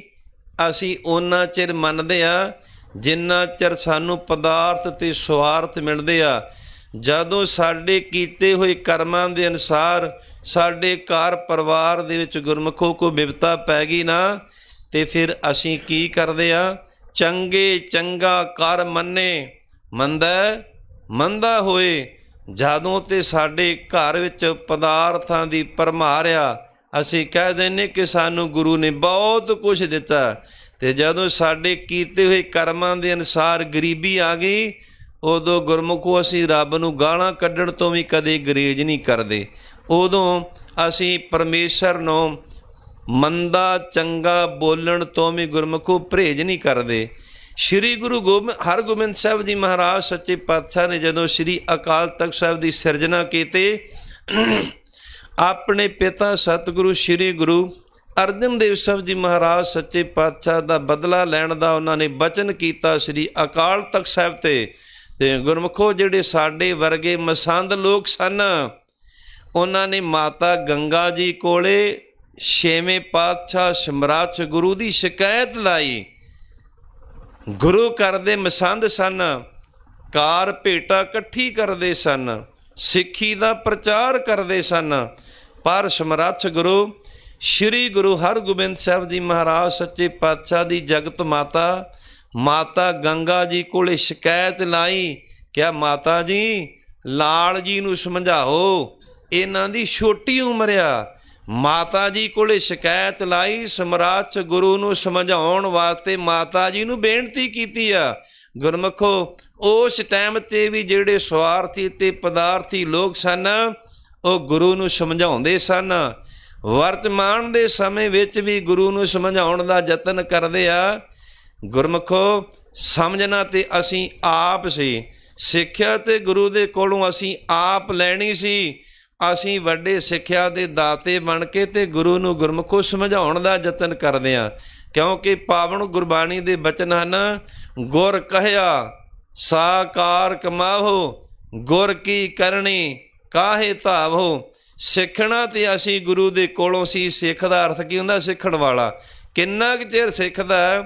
ਜਿੰਨਾ ਚਿਰ ਪਰਮੇਸ਼ਰ ਦੀ ਦਾਤ ਅਮੋਲਕ ਸਵਾਸ ਸਰੀਰ ਵਿੱਚ ਵਰਤਦੇ ਆ ਨਾ, ਉਹਨਾਂ ਚਿਰ ਹੀ ਸਿੱਖ ਗੁਰੂ ਦੇ ਪਾਸੋਂ ਸਿੱਖਦਾ ਰਹਿੰਦਾ। ਗੁਰੂ ਨੂੰ ਸਮਝਾਉਣ ਵਾਸਤੇ ਮਾਤਾ ਗੰਗਾ ਜੀ ਪਾਸ ਪਦਾਰਥਵਾਦੀ ਮਸੰਦਾਂ ਨੇ 6ਵੇਂ ਪਾਤਸ਼ਾਹ ਦੀ ਸ਼ਿਕਾਇਤ ਲਾਈ ਕਿ ਮਾਤਾ ਜੀ ਲਾਲ ਜੀ ਨੂੰ ਸਮਝਾਓ, ਇਹਨਾਂ ਦੀ ਛੋਟੀ ਉਮਰ ਆ। ਇਹਨਾਂ ਨੇ ਚੰਦੂ ਨੂੰ ਨੱਥ ਪਾਉਣ ਦਾ ਬਚਨ ਕੀਤਾ। ਉਹ ਜਹਾਂਗੀਰ ਬਾਦਸ਼ਾਹ ਦਾ ਦੀਵਾਨ ਆ। ਜੇਕਰ ਉੱਥੋਂ ਤੱਕ ਖਬਰ ਪਹੁੰਚ ਗਈ ਤੇ ਸਾਨੂੰ ਮੁਸ਼ਕਲ ਆਵੇਗੀ। ਦੀਵਾਨ ਦੀ ਸਮਾਪਤੀ ਤਾਂ ਜਦੋਂ 6ਵੇਂ ਪਾਤਸ਼ਾਹ ਘਰੇ ਗਏ, ਜਿਹੜੀਆਂ ਮਸੰਦ ਲੋਕਾਂ ਨੇ ਮਾਤਾ ਗੰਗਾ ਜੀ ਨੂੰ ਬੇਨਤੀਆਂ ਜਾਂ ਸ਼ਿਕਾਇਤਾਂ ਲਾਈਆਂ ਸਨ, ਮਾਤਾ ਗੰਗਾ ਜੀ ਨੇ ਪੁੱਛਿਆ, 6ਵੇਂ ਪਾਤਸ਼ਾਹ ਮੇਰੀ ਪੀਰੀ ਦੇ ਮਾਲਕ ਜਿਨ੍ਹਾਂ ਦੇ ਪ੍ਰਥਾਏ ਭਾਈ ਗੁਰਦਾਸ ਜੀ ਦੇ ਬਚਨ ਹਨ, ਬੜ ਜੋਧਾ ਬਹੁ ਪਰ ਉਪਕਾਰੀ, ਜਿਹੜੇ ਬਹੁਤ ਵੱਡੇ ਮਹਾਨ ਯੋਧੇ ਤੇ ਉਹਨਾਂ ਵਰਗਾ ਗੁਰਮੁਖੋ ਕੋ ਦੁਨੀਆ ਤੇ ਪਰਉਪਕਾਰੀ ਕੋਈ ਨਹੀਂ ਹੋ ਸਕਦਾ, ਨਾ ਪਹਿਲਾਂ ਨਾ ਹੁਣ ਤੇ ਨਾ ਆਉਣ ਵਾਲੇ ਸਮੇਂ ਵਿੱਚ ਹੋ ਸਕਦਾ। ਸੱਚੇ ਪਾਤਸ਼ਾਹ ਨੇ ਅੱਗੋਂ ਜਵਾਬ ਦਿੱਤਾ, ਮਾਤਾ ਜੀ ਸਮਾਂ ਆਵੇਗਾ, ਚੰਦੂ ਦੇ ਨੱਕ ਵਿੱਚ ਨੱਥ ਪਾਵਾਂਗੇ, ਗਲੀਆਂ ਬਾਜ਼ਾਰਾਂ ਵਿੱਚ ਉਹਨੂੰ ਘੁਮਾਵਾਂਗੇ। ਪਿਤਾ ਸਤਿਗੁਰੂ ਸ੍ਰੀ ਗੁਰੂ ਅਰਜਨ ਦੇਵ ਸਾਹਿਬ ਜੀ ਮਹਾਰਾਜ ਸੱਚੇ ਪਾਤਸ਼ਾਹ ਦੀ ਸ਼ਹੀਦੀ ਦਾ ਬਦਲਾ ਲਵਾਂਗੇ। ਗੁਰਮੁਖੋ ਮਸੰਦ ਪ੍ਰਚਾਰਕ ਸਨ, ਜਿਵੇਂ ਹੁਣ ਦੇ ਕਥਾਵਾਚਕ, ਰਾਗੀ, ਢਾਡੀ, ਕਵੀਸ਼ਰ, ਪਾਠੀ ਲੋਕ ਆ, ਇਹ ਵੀ ਗੁਰੂ ਘਰ ਦੇ ਗੁਰਮੁਖੋ ਪ੍ਰਚਾਰਕ ਆ, ਪਰ ਇਹ ਪ੍ਰਚਾਰ ਜ਼ਰੂਰ ਕਰਦੇ ਆ। ਢਾਡੀ, ਕਵੀਸ਼ਰ ਬਹੁਤ ਗਿਣਤੀ ਵਿੱਚ ਆ, ਪਰ ਧੰਨ ਸਤਿਗੁਰੂ ਸ੍ਰੀ ਗੁਰੂ ਗ੍ਰੰਥ ਸਾਹਿਬ ਜੀ ਮਹਾਰਾਜ ਸੱਚੇ ਪਾਤਸ਼ਾਹ ਨੂੰ ਸਾਰੇ ਪ੍ਰਚਾਰਕ ਗੁਰਮੁਖੋ ਮੰਨਦੇ ਨਹੀਂ। ਜੇ ਮੰਨਦੇ ਹੁੰਦੇ ਨਾ ਤੇ ਥਾਂ ਥਾਂ 'ਤੇ ਸ੍ਰੀ ਗੁਰੂ ਗ੍ਰੰਥ ਸਾਹਿਬ ਜੀ ਮਹਾਰਾਜ ਸੱਚੇ ਪਾਤਸ਼ਾਹ ਦੀ ਨਰਾਦਰੀ ਹੁੰਦੀ ਆ, ਉੱਥੇ ਇਹ ਜ਼ਰੂਰ ਜਾਂਦੇ, ਕੋਈ ਵੀ ਨਹੀਂ ਜਾਂਦਾ। ਮਾਤਾ ਜੀ ਨੂੰ ਬਚਨ ਕੀਤਾ, ਉਹ ਸਮਾਂ ਆਇਆ, ਜਹਾਂਗੀਰ ਦਰਬਾਰ ਵਿੱਚ ਗਏ, ਚੰਦੂ ਨੂੰ ਜਹਾਂਗੀਰ ਨੇ 6ਵੇਂ ਪਾਤਸ਼ਾਹ ਦੇ ਹਵਾਲੇ ਕੀਤਾ। ਫਿਰ ਸ੍ਰੀ ਸਾਹਿਬ ਦੀ ਨੋਕ ਨਾਲ ਚੰਦੂ ਪਾਪੀ ਦਾ ਨੱਕ ਪਾੜ ਕਰਕੇ ਤੇ ਗੁਰਮੁਖੋਂ ਨੱਥ ਪਾਈ। ਦਿੱਲੀ ਤੋਂ ਚੱਲ ਕਰਕੇ ਲਾਹੌਰ ਦਾ ਸਫ਼ਰ ਚੰਦੂ ਦੀਵਾਨ ਨੂੰ ਘੁਮਾਇਆ। ਫਿਰ ਉਹਦੇ ਸਵਾਸਾਂ ਦਾ ਅੰਤ ਲਾਹੌਰ ਦੀ ਧਰਤੀ 'ਤੇ ਜਾ ਕਰਕੇ ਗੁਰਮੁਖ ਹੋਇਆ। ਜਿਨ੍ਹਾਂ ਨੇ ਮੰਨਿਆ ਉਹ ਗੁਰੂ ਦੇ ਉੱਪਰ ਵਿਸ਼ਵਾਸ ਕਰਦੇ ਆ। ਬਹੁਤਾਤ ਗਿਣਤੀ ਵਿੱਚ ਲੋਕ ਦੁੱਧ ਮੰਗਦੇ ਆ, ਪੁੱਤ ਮੰਗਦੇ ਆ, ਸੁੱਖ ਮੰਗਦੇ ਆ, ਤਾਨ ਪਦਾਰਥ ਮੰਗਦੇ ਆ, ਗੁਰੂ ਨੂੰ ਗੁਰਮੁਖੋ ਕੋ ਮੰਨਦਾ ਨਹੀਂ। ਤੇ ਫਿਰ ਗੁਰੂ ਜਦੋਂ ਪਰਖਦਾ ਨਾ, ਉਹਦੀ ਕਸਵੱਟੀ 'ਤੇ ਕੋਈ ਵਿਰਲਾ ਆਉਂਦਾ। ਸ਼੍ਰੀ ਗੁਰੂ ਗ੍ਰੰਥ ਸਾਹਿਬ ਜੀ ਮਹਾਰਾਜ ਸੱਚੇ ਪਾਤਸ਼ਾਹ ਦੀ ਪਾਵਨ ਗੁਰਬਾਣੀ ਦੇ ਬਚਨ ਹਨ, ਕਬੀਰ ਕਸੌਟੀ ਰਾਮ ਕੀ, ਝੂਠਾ ਟਿਕਾ ਨਾ ਕੋਏ, ਰਾਮ ਕਸੌਟੀ ਸੋ ਸਹਿ, ਜੋ ਮਰ ਜੀਵਾ ਹੋਏ। ਜਿਹੜਾ ਪਰਿਵਾਰ ਵੱਲੋਂ, ਸੰਸਾਰ ਵੱਲੋਂ, ਪਦਾਰਥਾਂ ਵੱਲੋਂ, ਸਵਾਰਥਾਂ ਵੱਲੋਂ, ਇੱਥੋਂ ਤੱਕ ਆਪਣੇ ਸਰੀਰ ਵੱਲੋਂ ਵੀ ਮਰ ਜਾਂਦਾ, ਉਹਦੀਆਂ ਵਾਸ਼ਨਾ ਮਰ ਜਾਂਦੀਆਂ। ਗੁਰਮੁਖੋ ਉਹ ਗੁਰੂ ਦੇ ਦਰ ਤੋਂ ਕਦੇ ਭੱਜਦਾ ਨਹੀਂ। ਗੁਰੂ ਦੇ ਬਚਨ ਤੋਂ ਮੰਨਣ ਵਾਸਤੇ ਕਦੇ ਗੁਰਮੁਖੋ ਮੁਨਕਰ ਨਹੀਂ ਹੁੰਦਾ। ਉਹ ਆਪਣੇ ਗੁਰੂ ਦਾ ਦਰ ਛੱਡ ਕਰਕੇ ਤੇ ਦੂਜੇ ਦਰ 'ਤੇ ਨਹੀਂ ਜਾਂਦਾ। ਭਾਈ ਰਾਮ ਕੌਰ ਜੀ ਅੰਮ੍ਰਿਤ ਛਕ ਕਰਕੇ ਭਾਈ ਗੁਰਬਖਸ਼ ਸਿੰਘ ਉਹਨਾਂ ਦਾ ਨਾਂ ਰੱਖਿਆ ਗਿਆ। 10ਵੇਂ ਪਾਤਸ਼ਾਹ ਦੇ ਸੱਚਖੰਡ ਗਮਨ ਕਰਨ ਤੋਂ ਬਾਅਦ ਸਿੱਖ ਸੰਗਤਾਂ ਭਾਈ ਰਾਮ ਕੌਰ ਜੀ ਦੇ ਕੋਲੇ ਆਈਆਂ, ਬੇਨਤੀ ਕੀਤੀ ਕਿ ਆਪ ਤਿੰਨਾਂ ਸਮਿਆਂ ਦੇ ਗਿਆਤੇ ਆ, ਸਾਨੂੰ ਗੁਰੂ ਨਾਨਕ ਦੇਵ ਸੱਚੇ ਪਾਤਸ਼ਾਹ ਤੋਂ ਲੈ ਕਰਕੇ ਕਲਗੀਧਰ ਪਾਤਸ਼ਾਹ ਤੱਕ ਉਹਨਾਂ ਦੇ ਜੀਵਨ ਕੌਤਕਾਂ ਦੀ ਕਥਾ ਸੁਣਾਓ। ਸੰਗਤਾਂ ਦੀ ਬੇਨਤੀ ਨੂੰ ਸੁਣ ਕਰਕੇ ਭਾਈ ਗੁਰਬਖਸ਼ ਸਿੰਘ ਜੀ ਨੇ ਗੁਰੂ ਨਾਨਕ ਦੇਵ ਸੱਚੇ ਪਾਤਸ਼ਾਹ ਤੋਂ ਲੈ ਕਰਕੇ 10ਵੇਂ ਪਾਤਸ਼ਾਹ ਤੱਕ 10 ਪਾਤਸ਼ਾਹੀਆਂ ਦੇ ਆਪਣੀ ਗਿਆਤ, ਆਪਣੇ ਗਿਆਨ ਦੇ ਨਾਲ, ਆਪਣੀ ਮਤ ਬੁੱਧ ਦੇ ਨਾਲ ਗੁਰਮੁਖੋ 10 ਪਾਤਸ਼ਾਹੀਆਂ ਦਾ ਇਤਿਹਾਸ ਸੁਣਾਇਆ, ਜਿਹਨੂੰ ਅੱਜ ਸ਼੍ਰੀ ਗੁਰ ਪ੍ਰਤਾਪ ਸੂਰਜ ਗ੍ਰੰਥ ਦੇ ਦੁਆਰਾ ਹਰ ਇੱਕ ਜਥੇਬੰਦੀ, ਹਰ ਇੱਕ ਸੰਪਰਦਾ 5 ਤਖਤਾਂ ਦੇ ਉੱਪਰ ਉਹ ਸ਼੍ਰੀ ਗੁਰ ਪ੍ਰਤਾਪ ਸੂਰਜ ਗ੍ਰੰਥ ਦੀ ਕਥਾ ਹੁੰਦੀ ਆ। ਇਹ ਪਹਿਲੇ ਭਾਈ ਗੁਰਬਖਸ਼ ਸਿੰਘ ਜੀ ਨੇ ਸੰਗਤਾਂ ਦੀ ਬੇਨਤੀ ਨੂੰ ਸੁਣ ਕਰਕੇ ਇਹ ਇਤਿਹਾਸ ਲਿਖਾਇਆ ਸੀ। ਉਸ ਤੋਂ ਬਾਅਦ ਕਵੀ ਭਾਈ ਸੰਤੋਖ ਸਿੰਘ ਜੀ ਨੇ ਛੰਦਾਬੰਦੀ ਦੇ ਵਿੱਚ, ਬ੍ਰਿਜ ਭਾਸ਼ਾ ਦੇ ਵਿੱਚ ਗੁਰਮੁਖੋ ਇਹਦਾ ਉਤਾਰਾ ਕੀਤਾ। ਭਾਈ ਗੁਰਬਖਸ਼ ਸਿੰਘ ਜੀ ਨੂੰ ਗਿਆਤ ਸੀ, ਉਹਨਾਂ ਨੇ ਆਪਣੀ ਮਤ ਬੁੱਧ ਦੇ ਨਾਲ ਦਸਾਂ ਪਾਤਸ਼ਾਹਾਂ ਦਾ ਇਤਿਹਾਸ ਸੁਣਾਇਆ ਤੇ ਸੱਚੇ ਪਾਤਸ਼ਾਹ ਸਾਨੂੰ ਇੱਥੇ ਸਮਝਾਉਂਦੇ ਆ, ਮੰਨੈ ਸਗਲ ਭਵਨ ਕੀ ਸੁਧ। ਜਿਹੜਾ ਪਰਮੇਸ਼ਰ ਦਾ ਨਾਮ ਮੰਨਦਾ ਉਹਨੂੰ ਸਾਰੇ ਭਵਨਾਂ ਦੀ ਸੋਝੀ ਗਿਆਤ ਹੋ ਜਾਂਦੀ ਹੈ। ਮੰਨੈ ਮੋਹਿ ਚੋਟਾ ਨਾ ਖਾਏ। ਫਿਰ ਜਿਹੜਾ ਪਰਮੇਸ਼ਰ ਦਾ ਨਾਮ ਸਿੱਧ ਲੋਕੋ ਮੰਨਦਾ ਨਾ, ਉਹਨੂੰ ਜਮਾਂ ਦੀ ਮਾਰ ਨਹੀਂ ਪੈਂਦੀ। ਪਰਲੋਕ ਦੇ ਵਿੱਚ ਜਮਾਂ ਦੇ ਵਸ ਨਹੀਂ ਪੈਣਾ ਪੈਂਦਾ। ਤੇ ਕਈਆਂ ਪ੍ਰੇਮੀਆਂ ਦਾ ਇਹ ਵੀ ਖਿਆਲ ਆ ਕਿ ਪਰਲੋਕ ਕਿਹਨੇ ਵੇਖਿਆ, ਐਵੇਂ ਝੂਠ ਆ। ਸ਼੍ਰੀ ਨਾਨਕ ਪ੍ਰਕਾਸ਼ ਗ੍ਰੰਥ ਵਿੱਚ ਜ਼ਿਕਰ ਆਉਂਦਾ ਹੈ ਕਿ ਜਦੋਂ ਧੰਨ ਸਤਿਗੁਰੂ ਸ਼੍ਰੀ ਗੁਰੂ ਨਾਨਕ ਦੇਵ ਸਾਹਿਬ ਜੀ ਮਹਾਰਾਜ ਸੱਚੇ ਪਾਤਸ਼ਾਹ ਜੀ ਨੇ ਭਾਈ ਮਰਦਾਨਾ ਜੀ ਦੀ ਬੇਨਤੀ ਨੂੰ ਸੁਣ ਕਰਕੇ 7 ਸਮੁੰਦਰਾਂ ਦੀ ਸੈਰ ਕਰਾਈ ਤੇ ਜਦੋਂ 7ਵੇਂ ਸਮੁੰਦਰ ਤੋਂ ਪਰਲੇ ਪਾਸੇ ਗਏ, ਭਾਈ ਮਰਦਾਨਾ ਜੀ ਨੇ ਬੇਨਤੀ ਕੀਤੀ ਕਿ ਸੱਚੇ ਪਾਤਸ਼ਾਹ ਇਸ ਤੋਂ ਅੱਗੇ ਕੀ ਹੈ। ਭਾਈ ਮਰਦਾਨਾ ਜੀ ਦੀ ਬੇਨਤੀ ਨੂੰ ਸੁਣ ਕਰਕੇ ਗੁਰੂ ਨਾਨਕ ਦੇਵ ਸੱਚੇ ਪਾਤਸ਼ਾਹ ਜੀ ਨੇ ਬਚਨ ਕੀਤੇ, ਭਾਈ ਮਰਦਾਨਿਆ ਇਸ ਤੋਂ ਅੱਗੇ ਲੋਕਾ ਲੋਕ ਪਰਬਤ ਆ, ਇਹ ਪਰਲੋਕ ਵਿੱਚ ਜਾਣ ਦਾ ਰਸਤਾ ਹੈ। ਸੱਚੇ ਪਾਤਸ਼ਾਹ ਜੀ ਰਸਤਾ ਕਿਹੋ ਜਿਹਾ ਹੈ? ਗੁਰੂ ਨਾਨਕ ਦੇਵ ਸੱਚੇ ਪਾਤਸ਼ਾਹ ਜੀ ਨੇ ਬਚਨ ਕੀਤੇ, ਭਾਈ ਮਰਦਾਨਿਆ ਇਸ ਰਸਤੇ 'ਤੇ ਬਹੁਤ ਕੁੱਪ ਹਨੇਰਾ। ਜਿਸ ਤਰ੍ਹਾਂ ਇੱਕ ਸੂਰਜ ਚੜ੍ਹਦਾ ਸਾਰੀ ਧਰਤੀ 'ਤੇ ਉਹ ਪ੍ਰਕਾਸ਼ ਕਰਦਾ, ਇਸ ਤਰ੍ਹਾਂ ਦੇ 12 ਸੂਰਜ ਵੀ ਇੱਥੇ ਚੜ੍ਹ ਜਾਣ ਤੇ ਤਾਂ ਵੀ ਪ੍ਰਕਾਸ਼ ਨਹੀਂ ਹੋ ਸਕਦਾ। ਕਿਉਂ ਨਹੀਂ ਹੁੰਦਾ? ਇਹ 'ਚ ਅਕਾਲ ਪੁਰਖ ਵਾਹਿਗੁਰੂ ਨੇ ਆਪ ਹਨੇਰਾ ਕੀਤਾ। ਇਹ ਪਰਲੋਕ ਆ, ਪਰਲੋਕ ਦੇ ਰਸਤੇ 'ਤੇ ਬਹੁਤ ਜ਼ਿਆਦਾ ਕੁੱਪ ਹਨੇਰਾ। ਉਸ ਰਸਤੇ ਦੇ ਪਰਥਾਏ ਸੁਖਨੀ ਸਾਹਿਬ ਦੀ ਪਾਵਨ ਗੁਰਬਾਣੀ ਅੰਦਰ ਪੰਚਮ ਪਾਤਸ਼ਾਹ ਜੀ ਦੇ ਬਚਨ ਹਨ, ਜੇ ਪੈਂਡੇ ਮਹਾ ਅੰਧ ਗੁਬਾਰਾ। ਫਿਰ ਉੱਥੇ ਚਾਨਣ ਕਾਹਦਾ ਹੁੰਦਾ? ਜਿਸ ਬੰਦੇ ਨੇ ਪਰਮੇਸ਼ਰ ਦੀ ਬੰਦਗੀ ਕੀਤੀ ਆ ਉਹਨੂੰ ਉੱਥੇ ਗਿਆਨ, ਵਾਹਿਗੁਰੂ ਪਰਮੇਸ਼ਰ ਦੀ ਬੰਦਗੀ ਦਾ ਨਾਮ ਜਪੇਦਾ, ਉੱਥੇ ਪ੍ਰਕਾਸ਼ ਹੁੰਦਾ। ਗੁਰੂ ਨਾਨਕ ਦੇਵ ਸੱਚੇ ਪਾਤਸ਼ਾਹ ਨੇ ਇਤਿਹਾਸ ਵਿੱਚ ਸਿੱਧ ਕੀਤਾ ਕਿ ਪਰਲੋਕ ਆ, ਪਰਲੋਕ ਦੇ ਰਸਤੇ 'ਤੇ ਬਹੁਤ ਜ਼ਿਆਦਾ ਹਨੇਰਾ। ਸ਼੍ਰੀ ਗੁਰੂ ਅਰਜਨ ਦੇਵ ਸਾਹਿਬ ਜੀ ਮਹਾਰਾਜ ਸੱਚੇ ਪਾਤਸ਼ਾਹ ਨੇ ਸੁਖਮਨੀ ਸਾਹਿਬ ਦੀ ਪਾਵਨ ਗੁਰਬਾਣੀ ਅੰਦਰ ਸਾਨੂੰ ਸਮਝਾਇਆ ਕਿ ਪਰਲੋਕ ਦੇ ਰਸਤੇ 'ਤੇ ਗੁਰਮੁਖੋ ਬਹੁਤ ਜ਼ਿਆਦਾ ਹਨੇਰਾ। ਜਦੋਂ ਇਸ ਰਸਤੇ 'ਤੇ ਪ੍ਰਾਣਾਧਾਰੀ ਜੀਵ ਨੂੰ ਲੈ ਕਰਕੇ ਜਾਂਦੇ ਆ, ਇਸ ਰਸਤੇ 'ਤੇ ਲੈ ਕੇ ਜਾਂਦੇ ਹੋ, ਫਿਰ ਕੁੱਟਦੇ ਤੇ ਮਾਰਦੇ ਵੀ ਆ। ਜਿਸ ਤਰ੍ਹਾਂ ਕਿਸੇ ਬੰਦੇ ਨੇ ਕੋਈ ਜੁਰਮ ਕੀਤਾ ਹੋਵੇ ਤੇ ਪੁਲਿਸ ਵਾਲੇ ਗੁਰਮੁਖੋਂ ਨੂੰ ਕੁੱਟਦੇ ਮਾਰਦੇ ਆ, ਇਸੇ ਤਰ੍ਹਾਂ ਪਰਲੋਕ ਦੇ ਰਸਤੇ 'ਤੇ ਲਿਜਾਂਦਿਆਂ ਹੋਇਆਂ ਜੀਵ ਆਤਮਾ ਨੂੰ ਉਹ ਧਰਮ ਰਾਜੇ ਦੇ ਜੂਤ ਕੁੱਟਦੇ ਵੀ ਆ, ਮਾਰਦੇ ਵੀ ਆ। ਸੱਚੇ ਪਾਤਸ਼ਾਹ ਨੇ ਉਹਨਾਂ ਦੇ ਪਾਸੋਂ ਛੁਟਕਾਰਾ ਪਾਉਣ ਦਾ ਯਤਨ ਸਾਨੂੰ ਜਪਜੀ ਸਾਹਿਬ ਦੀ ਪਾਵਨ ਗੁਰਬਾਣੀ ਅੰਦਰ ਦੱਸਿਆ, ਮੰਨੈ ਮੋਹ ਚੋਟਾਂ ਨਾ ਖਾਏ।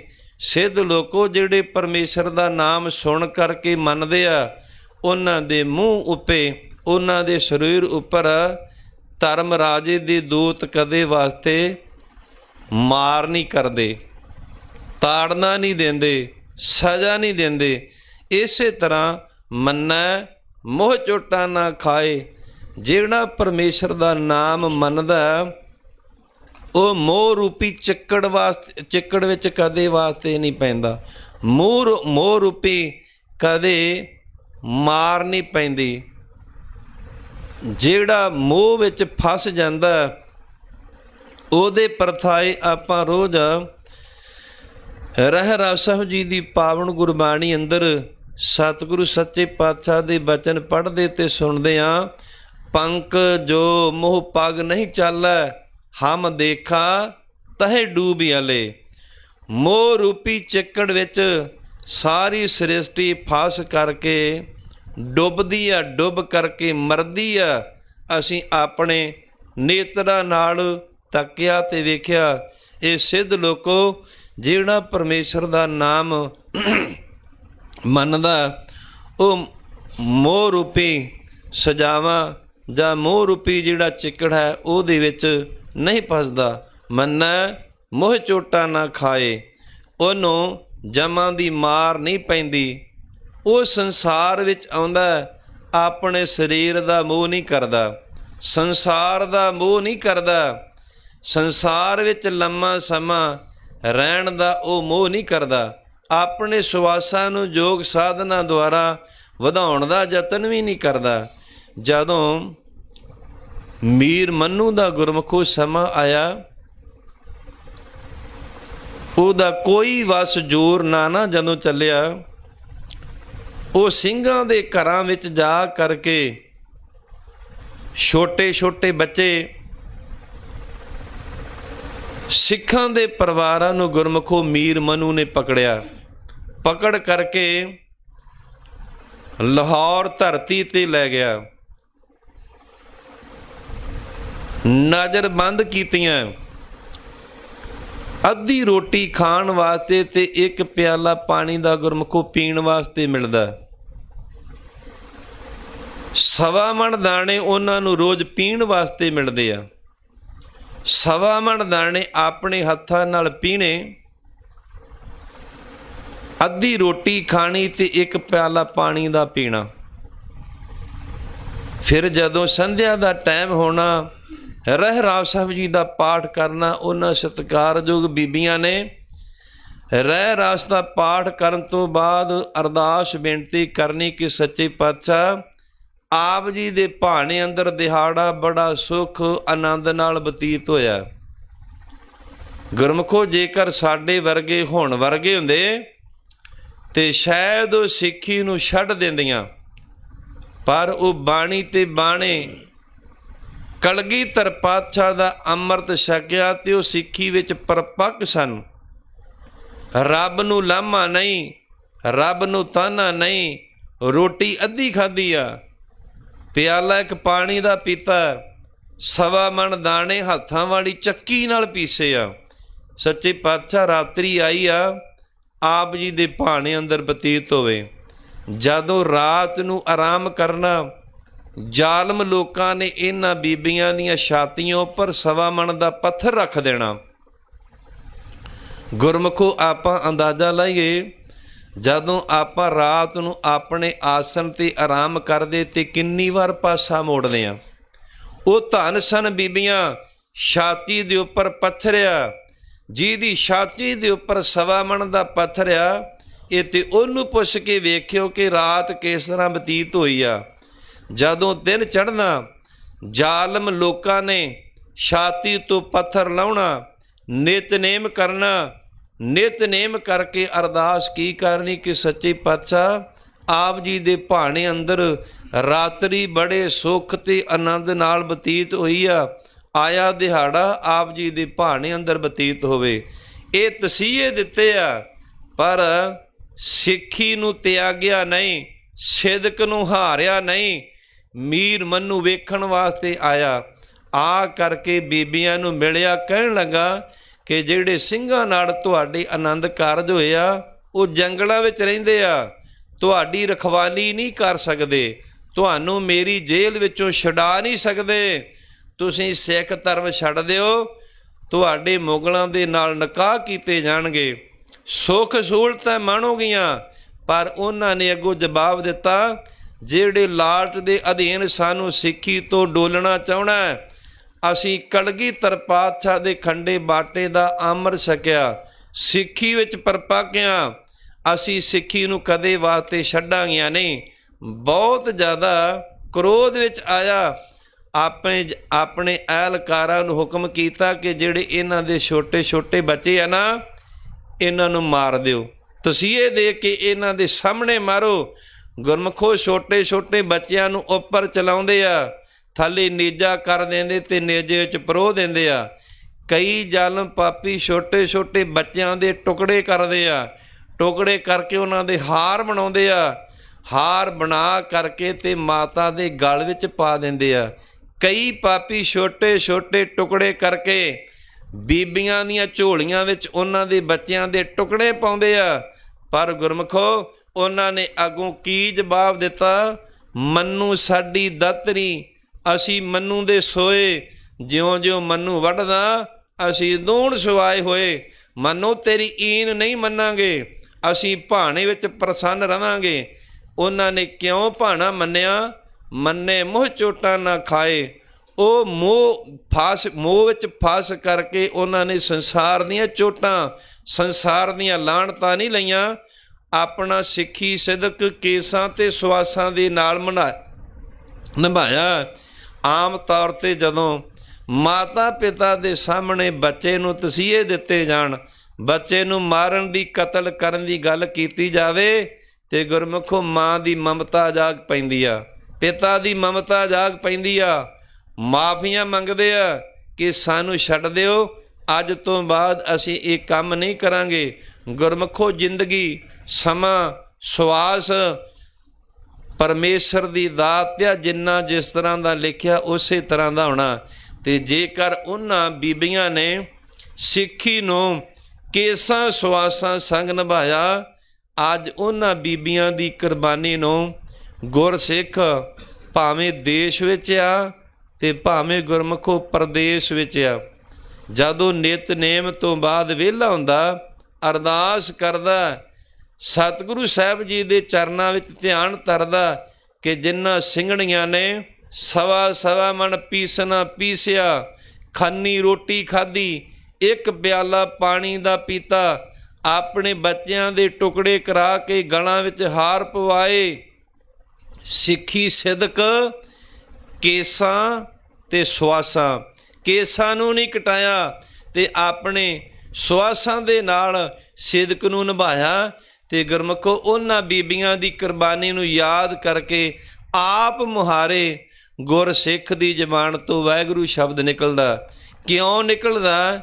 ਕਿ ਉਹਨੂੰ ਕਹਿੰਦੇ ਆ ਸੱਚੀ ਤੇ ਸੁੱਚੀ ਕਮਾਈ। ਇਹ ਸੱਚੀ ਤੇ ਸੁੱਚੀ ਉਹਨਾਂ ਦੀ ਪਵਿੱਤਰ ਕਮਾਈ। ਆਪਾਂ ਬਚਨ ਕਰਦੇ ਹਾਂ ਕਿ ਤਿਨਾਂ ਦੀ ਪਵਿੱਤਰ ਕਮਾਈ ਦਾ ਧਿਆਨ ਧਰ ਕੇ ਗੁਰਮੁਖੋ ਇਹ ਪਵਿੱਤਰ ਕਿਉਂ ਕਮਾਈ ਆ? ਉਹਨਾਂ ਨੇ ਪਵਿੱਤਰ ਗੁਰੂ ਦਾ ਨਾਮ ਜਪਿਆ, ਪਵਿੱਤਰ ਗੁਰੂ ਦੇ ਨਾਮ 'ਤੇ ਸ਼ਹੀਦੀ ਪ੍ਰਾਪਤ ਕੀਤੀ ਆ। ਜਿਹੜਾ ਆਪ ਪਵਿੱਤਰ ਹੈ ਉਹਨੂੰ ਜਪਣ ਵਾਲਾ ਵੀ ਗੁਰਮੁਖੋ ਪਵਿੱਤਰ ਆ, ਉਹਦੀ ਜ਼ਿੰਦਗੀ ਵੀ ਪਵਿੱਤਰ ਆ, ਉਹਦਾ ਨਾਮ ਵੀ ਪਵਿੱਤਰ ਆ, ਉਹਦੀ ਸੇਵਾ ਵੀ ਪਵਿੱਤਰ ਆ। ਜਦੋਂ ਬਾਣੀ ਪੜ੍ਹਦੇ ਆ ਨਾ, ਸੇਵਾ ਕਰਦੇ ਹੱਥਾਂ ਤੇ ਪੈਰਾਂ ਦੇ ਨਾਲ, ਬੰਦੇ ਦਾ ਤਨ ਵੀ ਤੇ ਬੰਦੇ ਦਾ ਮਨ ਵੀ, ਜਿਹੜੀ ਬੰਦੇ ਦੀ ਕੀਤੀ ਹੋਈ ਘਾਲ ਕਮਾਈ ਆ ਗੁਰਮੁਖੋ ਉਹ ਵੀ ਪਵਿੱਤਰ ਹੋ ਜਾਂਦੀ ਆ। ਬੰਦੇ ਦੇ ਤਨ 'ਤੇ ਲੱਗੀ ਹੋਵੇ ਗੰਦਗੀ, ਉਹ ਗੰਦੇ ਪਾਣੀ ਦੇ ਨਾਲ ਨਹਾਵੇ, ਗੰਦਗੀ ਉਤਰਦੀ ਨਹੀਂ, ਗੰਦਗੀ ਗੁਰਮੁਖੋ ਹੋਰ ਸਗੋਂ ਹੋਰ ਸਰੀਰ ਨੂੰ ਲੱਗ ਜਾਂਦੀ ਆ। ਇਸ ਕਰਕੇ ਸਾਡਾ ਗੁਰੂ ਪਵਿੱਤਰ, ਇਹਦਾ ਨਾਮ ਪਵਿੱਤਰ, ਇਹਦਾ ਦਰ ਪਵਿੱਤਰ, ਇਹਦਾ ਘਰ ਪਵਿੱਤਰ, ਇਹਦੀ ਸੇਵਾ ਪਵਿੱਤਰ, ਇਹਦਾ ਸਿਮਰਨ ਪਵਿੱਤਰ ਆ। ਜਿਨ੍ਹਾਂ ਸਿੰਘਾਂ ਸਿੰਘਣੀਆਂ ਨੇ ਪਿਛਲੇ ਸਮਿਆਂ ਵਿੱਚ ਸੇਵਾ ਕੀਤੀ ਗੁਰਮੁਖੋ ਪਵਿੱਤਰ ਕਮਾਈ ਉਹਨਾਂ ਦੀ, ਜਿਹੜੇ ਵਰਤਮਾਨ ਸਮੇਂ ਦੇ ਵਿੱਚ ਗੁਰੂ ਦਾ ਨਾਮ ਜਪਦੇ ਆ, ਗੁਰੂ ਦੇ ਦਰ ਕਰ ਦੀ ਸੇਵਾ ਕਰਦੇ ਆ, ਉਹਨਾਂ ਦਾ ਵੀ ਜੀਵਨ ਪਵਿੱਤਰ ਆ। ਆਉਣ ਵਾਲੇ ਸਮੇਂ ਵਿੱਚ ਜੇ ਕੋਈ ਇਸੇ ਤਰ੍ਹਾਂ ਆਪਣੀ ਜ਼ਿੰਦਗੀ ਗੁਰੂ ਦੇ ਨਾਂ 'ਤੇ, ਗੁਰੂ ਦੇ ਨਾਂ 'ਤੇ, ਗੁਰੂ ਦੇ ਆਸਰੇ 'ਤੇ ਜਪੇਗਾ ਗੁਰਮੁਖੋ ਉਹ ਵੀ ਪਵਿੱਤਰ ਹੋਵੇਗਾ। ਸਿੱਧ ਲੋਕਾਂ ਨੂੰ ਸੰਬੋਧਨ ਕਰਕੇ ਸੱਚੇ ਪਾਤਸ਼ਾਹ ਸਾਨੂੰ ਸਮਝਾਉਂਦੇ ਆ, ਮੰਨੈ ਮੋਹ ਚੋਟਾਂ ਨਾ ਖਾਏ। ਜਿਹੜਾ ਪਰਮੇਸ਼ਰ ਦਾ ਨਾਮ ਮੰਨਦਾ ਉਹ ਮੋਹ ਰੂਪੀ ਚੋਟਾਂ ਵਾਰ-ਵਾਰ ਜੰਮਣਾ, ਵਾਰ-ਵਾਰ ਮੰਨਣਾ, ਵਾਰ-ਵਾਰ ਮਰਨਾ, ਜੰਮ ਕਰਕੇ ਧਰਤੀ 'ਤੇ ਆਉਣਾ, ਮਰ ਕਰਕੇ ਪਰਲੋਕ ਨੂੰ ਜਾਣਾ। ਜੰਮ ਜੰਮ ਮਰੈ, ਮਰੈ ਫਿਰ ਜੰਮੈ, ਬਹੁਤ ਸਜਾਏ ਪਿਆ ਦੇ ਸਲਾਮੇ। ਉਸ ਜੀਵ ਨੂੰ ਇਹ ਸਜ਼ਾ ਨਹੀਂ ਭੁਗਤਣੀ ਪੈਂਦੀ ਹੈ। ਮੰਨੈ ਜਮ ਕੈ ਸਾਥ ਨਾ ਜਾਏ। ਜਿਹੜਾ ਪਰਮੇਸ਼ਰ ਦਾ ਨਾਮ ਮੰਨਦਾ ਨਾ, ਉਹਨੂੰ ਜਮਾਂ ਦੇ ਵਸ ਨਹੀਂ ਪੈਣਾ ਪੈਂਦਾ, ਜਮ ਉਹਦੇ ਨੇੜੇ ਨਹੀਂ ਆਉਂਦੇ।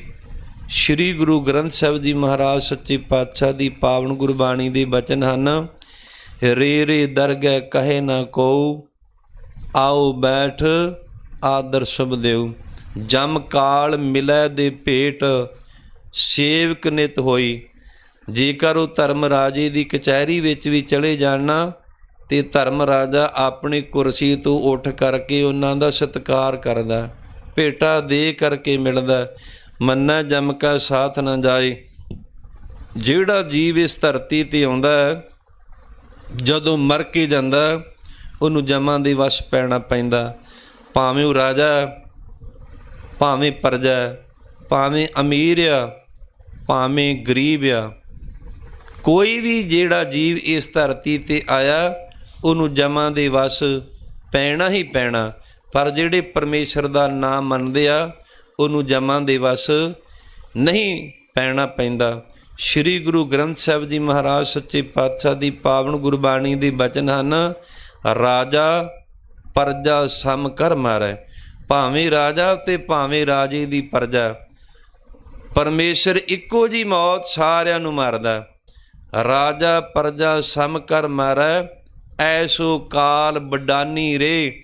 ਇਹੋ ਜਿਹਾ ਕਾਲ ਸਮਾਂ ਪਰਮੇਸ਼ਰ ਆ, ਭਾਵੇਂ ਰਾਜਾ ਤੇ ਭਾਵੇਂ ਪ੍ਰਜਾ ਸਾਰਿਆਂ ਨੂੰ ਇੱਕੋ ਜੀ ਮੌਤ ਮਾਰਦਾ। ਅਤੇ ਫਿਰ ਜਿਹੜੇ ਪਰਮੇਸ਼ਰ ਦੇ ਪਿਆਰੇ ਆ ਨਾ ਉਹਨਾਂ ਦੀ ਮੌਤ ਵੱਖਰੀ ਆ।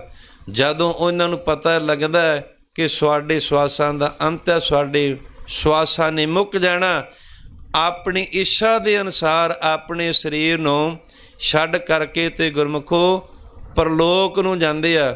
ਇਸ ਕਰਕੇ ਜਿਹੜਾ ਸਿੱਧ ਲੋਕੋ ਪਰਮੇਸ਼ਰ ਦਾ ਨਾਮ ਮੰਨਦਾ ਉਹਨੂੰ ਜਮਾਂ ਦੇ ਵਸ ਕਦੇ ਵਾਸਤੇ ਨਹੀਂ ਪੈਣਾ ਪੈਂਦਾ ਹੈ। ਐਸਾ ਨਾਮ ਨਿਰੰਜਨ ਹੋਏ। ਭਾਈ ਇਹੋ ਜਿਹਾ ਪਰਮੇਸ਼ਰ ਦਾ ਨਾਮ ਨਿਰੰਜਨ ਮਾਇਆ ਰੂਪੀ ਕਾਲਖ ਤੋਂ ਰਹਿਤਿਆ ਨਾਮ ਹੋਏ। ਜਿਹੜਾ ਪਰਮੇਸ਼ਰ ਦਾ ਨਾਮ ਜਪਦਾ ਨਾ ਉਹ ਵੀ ਪਰਮੇਸ਼ਰ ਦਾ ਸਰੂਪ ਬਣ ਜਾਂਦਾ। ਉਹਨੂੰ ਜਮਾਂ ਦੇ ਜਿਹੜੀ ਦੁਨੀਆ ਦੀ ਇੱਕ ਜੜ ਤੇ ਇੱਕ ਚੇਤਨ, ਦੋ ਤਰ੍ਹਾਂ ਦੀ ਮਾਇਆ। ਗੁਰਮੁਖੋ ਜੜ ਉਹਨੂੰ ਕਹਿੰਦੇ ਜਿਹੜੀ ਚੱਲ ਫਿਰ ਨਾ ਸਕੇ, ਚੇਤਨ ਉਹਨੂੰ ਕਹਿੰਦੇ ਆ ਕਿ ਜਿਹੜੀ ਤੁਰਦੀ ਫਿਰਦੀ ਆ। ਆਹ ਸਰੀਰ ਆ ਗੁਰਮੁਖੋ, ਇਹ ਵੀ ਇੱਕ ਮਾਇਆ। ਅਸੀਂ ਘਰ ਵਿੱਚ ਪਸ਼ੂ ਰੱਖੇ ਆ, ਉਹ ਵੀ ਇੱਕ ਮਾਇਆ। ਜਿਹੜੀ ਤੁਰਦੀ ਫਿਰਦੀ ਆ ਇਹ ਵੀ ਇੱਕ ਮਾਇਆ। ਇੱਕ ਜਿਹੜੀ ਜੜ ਆ, ਜਿਵੇਂ ਨੋਟ, ਸੋਨਾ, ਚਾਂਦੀ, ਇਹ ਗੁਰਮੁਖੋ ਜੜ ਮਾਇਆ।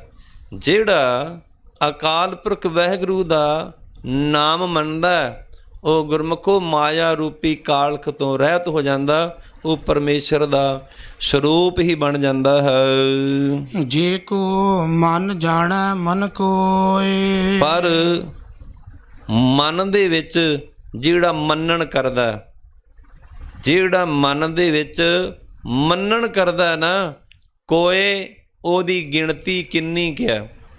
ਕੋਏ ਕੋਟ ਮੱਧੇ ਕੋ ਵਿਰਲਾ ਸੇਵਕ। ਉਹ ਕਰੋੜਾਂ ਦੇ ਵਿੱਚੋਂ ਕੋਈ ਵਿਰਲਾ ਹੈ, ਕਰੋੜਾਂ ਦੇ ਵਿੱਚੋਂ ਇੱਕ ਅੱਧਾ ਕੋਈ ਜਪਣ ਵਾਲਾ। ਆਮ ਤੌਰ 'ਤੇ ਆਪਾਂ ਕਹਿ ਦਿੰਦੇ ਕਿ ਸੰਤ ਲੋਕ ਆ। ਸੰਤਾਂ ਦੇ ਪਰਥਾਏ ਸ਼੍ਰੀ ਗੁਰੂ ਗ੍ਰੰਥ ਸਾਹਿਬ ਜੀ ਮਹਾਰਾਜ ਸੱਚੇ ਪਾਤਸ਼ਾਹ ਦੀ ਪਾਵਨ ਗੁਰਬਾਣੀ ਦੇ ਬਚਨ ਹਨ, ਸੰਤ ਕਾ ਮਾਰਗ ਧਰਮ ਕੀ ਪੌੜੀ ਕੋ ਵਡਭਾਗੀ ਪਾਏ। ਇਹ ਜਿਹੜਾ ਸੰਤਾਂ ਵਾਲਾ ਰਸਤਾ ਹੈ ਇਹ ਧਰਮ ਦੀ ਪੌੜੀ ਆ।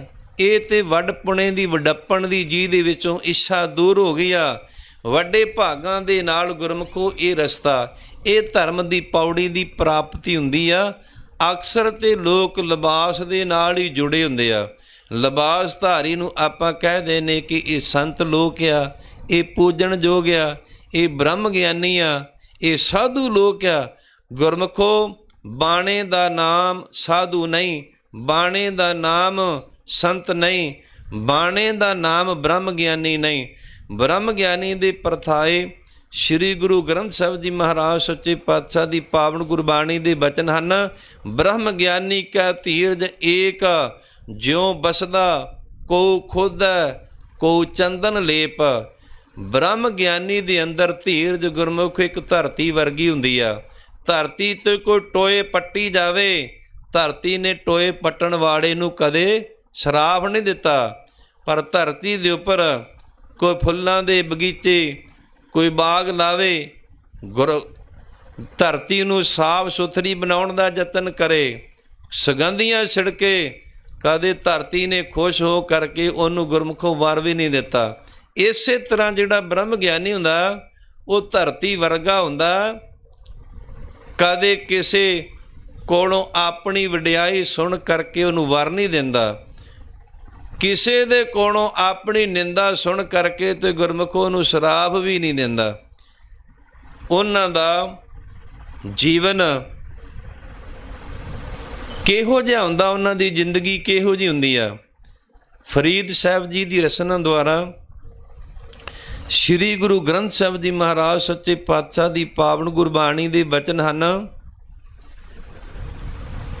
ਫਰੀਦਾ ਦਰਵੇਸ਼ਾਂ ਲੋੜੀਐ ਰੁੱਖਾਂ ਦੀ ਜੀ ਰਾਂਦ। ਜਿਹੜਾ ਦਰਵੇਸ਼ ਪਰਮੇਸ਼ਰ ਦੀ ਬੰਦਗੀ ਕਰਨ ਵਾਲਾ, ਉਹਦਾ ਜਿਗਰਾ ਗੁਰਮੁਖੋ ਰੁੱਖ ਵਰਗਾ ਹੋਣਾ ਚਾਹੀਦਾ। ਰੁੱਖ ਆਪਣੇ ਥੱਲੇ ਜਿਹੜਾ ਬੈਠਦਾ ਉਹਦੀ ਗਰਮੀ ਦੂਰ ਕਰਦਾ। ਰੁੱਖ ਆਪਣੇ ਥੱਲੇ ਬੈਠਣ ਵਾਲੇ ਨੂੰ ਫਲ ਦਿੰਦਾ। ਆਪਣੇ ਸਰੀਰ ਦੇ ਉੱਪਰ ਸੂਰਜ ਦੀ ਤਪਤ ਸਹਾਰਦਾ, ਪਰ ਜਿਹੜਾ ਉਹਦੇ ਥੱਲੇ ਆ ਕਰਕੇ ਬੈਠਦਾ ਗੁਰਮੁਖੋ ਉਹਨੂੰ ਛਾਂ ਦਿੰਦਾ, ਸ਼ਾਂਤੀ ਦਿੰਦਾ। ਇਸੇ ਤਰ੍ਹਾਂ ਜਿਹੜੇ ਪਰਮੇਸ਼ਰ ਦੇ ਪਿਆਰੇ ਦਰਵੇਸ਼ ਲੋਕ ਹੁੰਦੇ ਆ ਗੁਰਮੁਖੋ, ਉਹਨਾਂ ਦੇ ਅੰਦਰ ਰੁੱਖ ਵਰਗੀ ਜਿਰਾਂਦ, ਰੁੱਖ ਵਰਗਾ ਹੌਸਲਾ, ਰੁੱਖਾਂ ਵਰਗੀ ਸੋਚ ਹੁੰਦੀ ਆ। ਉਹ ਆਪਣੀ ਵਡਿਆਈ ਸੁਣ ਕਰਕੇ ਕਿਸੇ ਨੂੰ ਵਰ ਨਹੀਂ ਦਿੰਦੇ, ਆਪਣੀ ਨਿੰਦਿਆ ਸੁਣ ਕਰਕੇ ਕਿਸੇ ਨੂੰ ਉਹ ਸ਼ਰਾਪ ਵੀ ਨਹੀਂ ਦਿੰਦੇ। ਪਰ ਉਹ ਅਵਸਥਾ ਕਿਹਨੂੰ ਪ੍ਰਾਪਤ ਹੁੰਦੀ ਆ?